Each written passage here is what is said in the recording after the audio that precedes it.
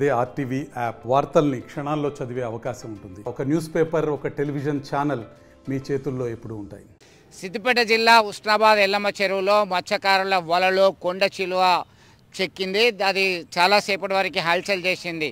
గమనించినటువంటి స్థానికులు ఫారెస్ట్ అధికారులకి వన్యప్రాణి సంరక్షణ కోసం కృషి చేసే వారికి సమాచారం అందించడం జరిగింది.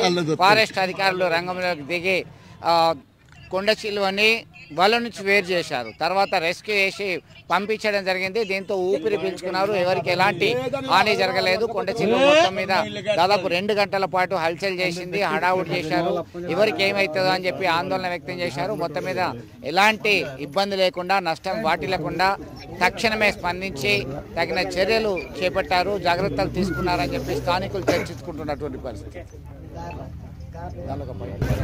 ఈరోజు ఎల్లమ్మ చెరువు కట్ట హుస్నాబాద్లో మన చేపల కొండ చిలువ పడిన ఇన్ఫర్మేషన్ రాగానే మేము ఫారెస్ట్ డిపార్ట్మెంట్ నుంచి వచ్చి దీన్ని రెస్క్యూ చేయడం జరిగింది.